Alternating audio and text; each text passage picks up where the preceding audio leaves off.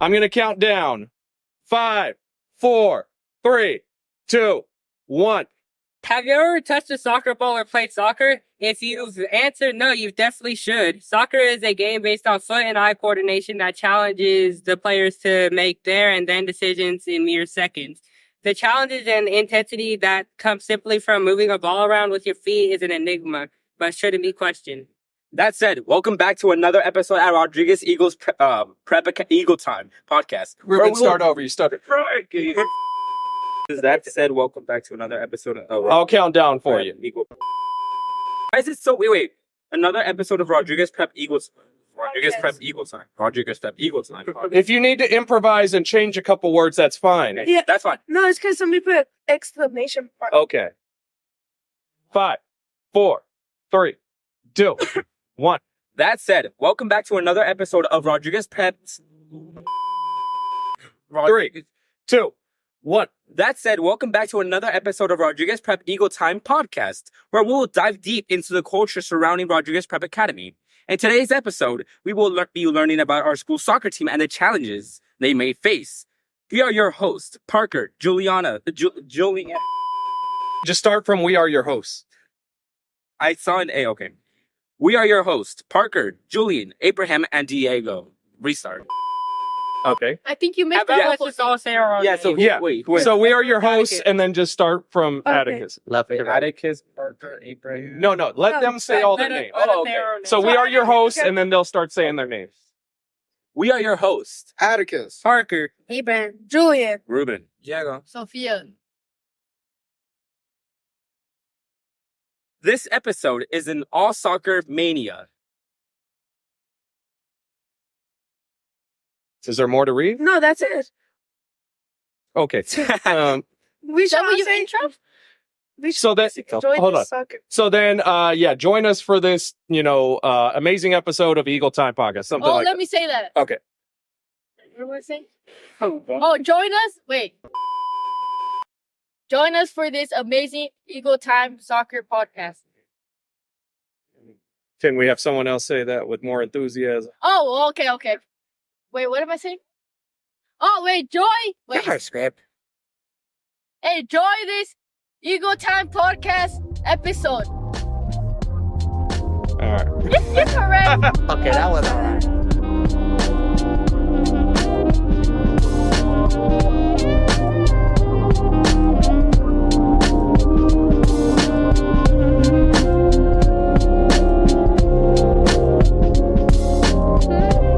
Let me count it up now. All right, good. You go ahead and do the countdown. 5, 4. We have the boys soccer team coach in here. Can you say your name? My name is Coach Lara, and I'm doing both, kind of coaching the boys a little bit with help from Mr. H. I'm fully dedicated to the girls' soccer team. Yes. As a coach, can you describe your coaching routine? I believe with any kind of routine with any sport always starts off as a warm-up. Nothing too hard, nothing crazy, just a warm-up. Get ready to start running, get ready to start stretching, and light touches on the ball. Nothing that would strain your body until you're warmed up to 100%. And what first got you interested in soccer and then coaching soccer there? Soccer? Interested is, it's more like, you can't really explain why you like something, but you just do. But that, for me, that was obviously soccer.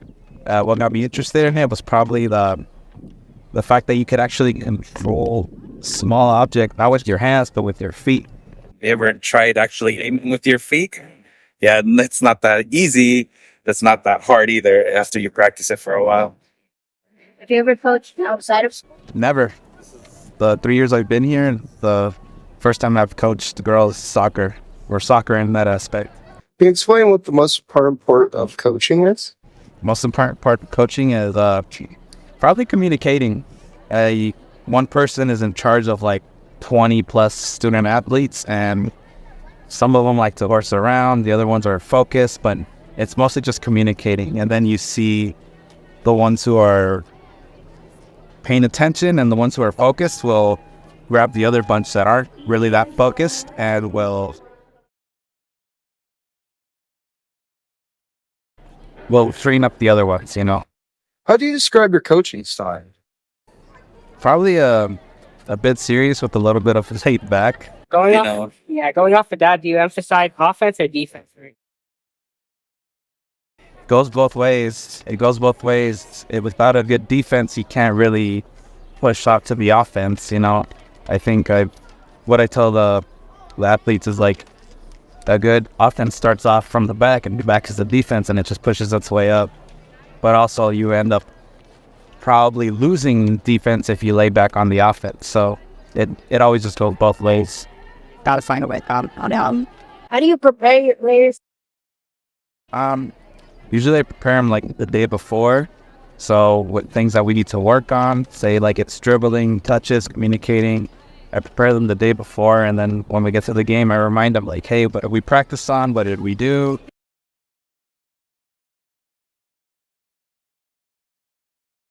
What skills would you like your players to improve in this?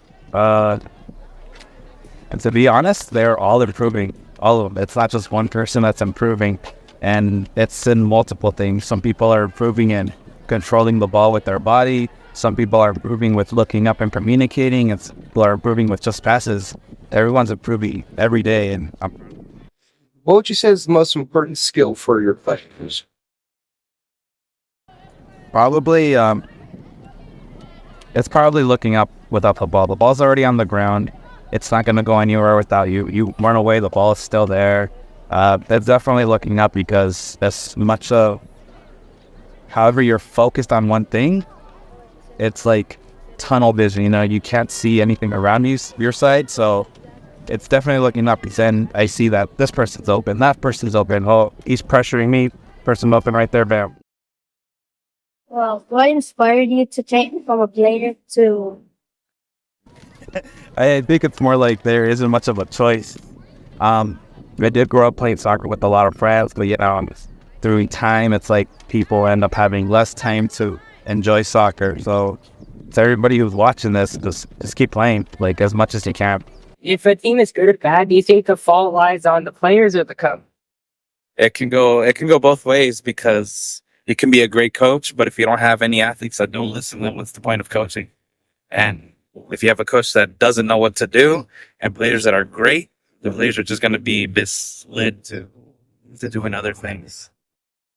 What would you say is the best part about coaching?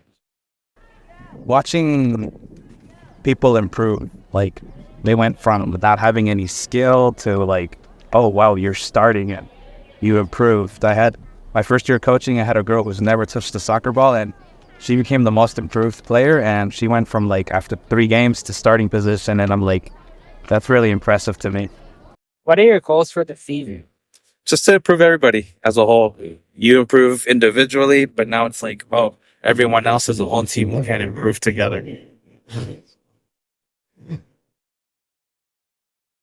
As a coach, I coaching the team.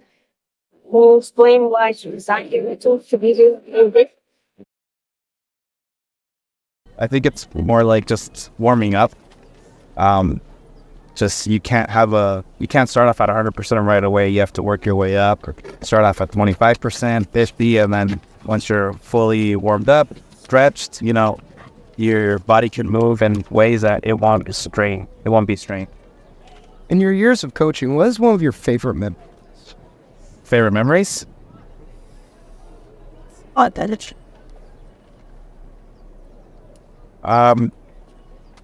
more like a lot of glimpses of each season where a certain individual does something pretty that you won't see coming. Like, for example, Daisy plays defense, and she was always like, oh, I'm never going to score. And I'm like, Daisy, I've played defense in high school or even outside of school, and I've scored a few times, so a defender can't even score.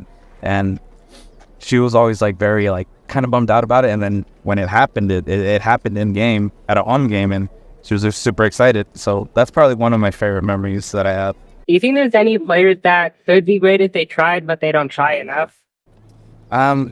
It's probably that they're already trying, but they're focused on one thing. Like, I just want to kick the ball behind the net, but soccer isn't just kicking the ball like to the goalie. That's like 10% of the game. The rest of the 90% of the game is looking up, communicating, passing the ball, talking to each other. That's that's that. But there could be some people that like, if they could just listen, they'll improve, and if they work with the whole team, they'll improve.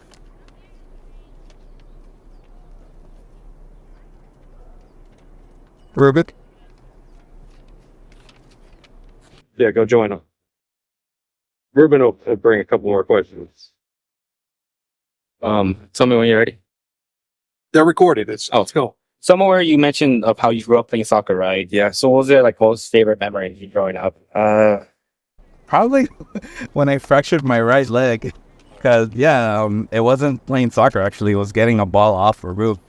I didn't tell my parents I like fractured it, and I'm pretty sure I was able to tell because I saw the bones looking kind of funny. But I think when that happened, I was right foot dominant, and I was outside still trying to kick a ball, but with my left foot instead. I was holding onto a pole, and I was just kicking the ball with my left foot, and that's probably something that was pretty great for me. When you played soccer, what position did you usually play? I always played defense. I always liked it. It's very aggressive, and it's more like, forwards can't get through to me. So I remember in high school, I would mark people, and during the next half, I'm like, who are you? I look at the other side, and they ended up switching because they couldn't handle how I was able to pressure them so much. So defense is definitely my favorite position to play. Goalie's so fun, though. It's so underrated, but it is a difficult position to play. Can you describe how the tryouts work and how you select people from the tryout? The tryouts just work with just super extreme basics. That's it. If you know how to touch a ball, kick a ball, and I could tell by just listening to how you kick a ball that you know how to kick a ball. So it's just super basic. If you have just the basic knowledge of and body movement of how to kick a ball, then I'm already looking at a positive side of you. If you don't, it's nothing to be discouraged about. You just probably haven't been introduced to either kicking the ball or a soccer ball at all. All right, I want you to be honest. Do you think your future, like at here or Rodriguez Pep, for the current season, do you think we're going to win the future games? Future games, it always just depends. It's never just like everyone's at 100%. You know, people actually do start off like, oh yeah, let's go, ready. Other people start off like, yeah, I made the team, but it's like it's just whatever. And so you can never say like, oh, we're definitely gonna win. Everybody wants to win, but you can't win without knowing how to lose too. So future, I'm hoping for it. Last year we had a really great season where we had a chance, and this year probably not so promising. But again, all I really care about is just the athletes improving. Okay, so in your opinion, what is the hardest school here at RPA that you played against, or your team has played against? Hardest school? Obviously, the most challenging ones are Chavez and Puma. Last year, those were the only two schools we lost to. So it's honestly those two. The coach this year from Chavez said, "I will see you in finals." Like I was like, "Oh dang!" Like they also expect a lot out of this school too. So that's pretty great to know from other schools. What's one of the best parts of seeing students improve over the years that you've been coaching them? That it finally happens, you know? Like you tell them something from the very beginning and then it just randomly happens in a game, and it's like, I told you guys from the very beginning, like what to do, and now you finally do it. But it's better late than never. It's always like thrilling when you see something happen. Like, I told you this, and it finally happens, and then it sticks with them, hopefully forever. Would you say in tryouts, try to pick new players or just the... Oh no, I pick new players too. People that obviously, you know, there's people that are returning, but I also, like, if I see somebody new that knows how to touch a ball, control the ball, look up, and like, oh, they're introduced. So again, it goes back to like, if you know how to do your basics. And with new players, it's okay if you don't know, because again, if I feel like I can work with you, I can take you in. How big of a priority is coaching to you? It's a pretty huge priority to me. Yeah, like sometimes I try and come here earlier to set up. Like just right now, I was talking to the boys earlier, but I'm also still trying to maintain the girls' practice right now. But it's a huge priority to me. I love the sport, and I enjoy watching the students improve each and every single day. So, brutal question: who's your best player by far right now? I don't think I can answer that. It just depends. Like, You can't have a good offense without a good defense. And Daisy has definitely improved. And then in the middle, I have someone named Karen for the girls, and she started off very low, and she's just improving every single day. I see that, and I enjoy watching the improvement. And Juliana's just always has like a paw glued to her foot. So, and she wasn't able to do it this season, but Jackie was our goalie last year, and she was very great too. So now you put the girls against the boys. Who do you think will win? Pretty tough, but I think the girls might actually have a chance, only because with coaching the girls, I've also been kind of viewing how the boys play, and it's just one thing that hinders them, and that's their communication, the lack of communication. You can have this great skill, but if you don't say anyone is behind me and I try and take the ball, then it's just a wall, literally trying to get through. So I think the girls would actually win just off by communication and probably just by off one goal. That's nothing too crazy. Off of that, how good do you think the girls are actually? Oh, well, this season they've lost their 4 games, and when I tried implementing more communication drills, like the next game, it just clicked for us. We ended up beating Rodriguez 5-1. So again, communication is a really big part of any sport.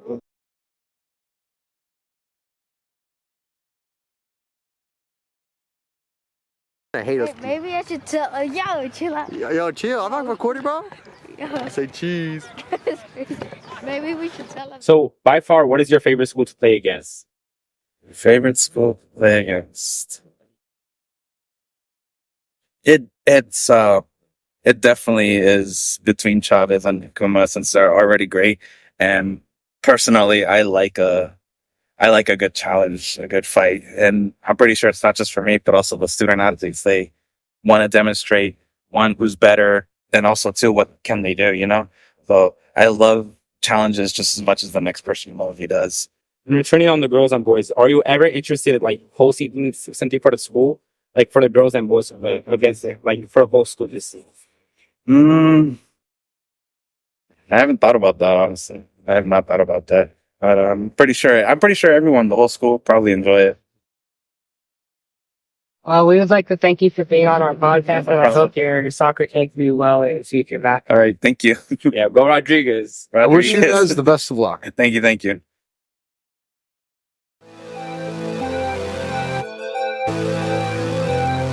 Eagle time. You hear it? It's coming. Eagle time, eagle time, eagle time, eagle. Eagle time, eagle time, eagle time, eagle time, eagle time, eagle time, eagle time, eagle. Eagle time, eagle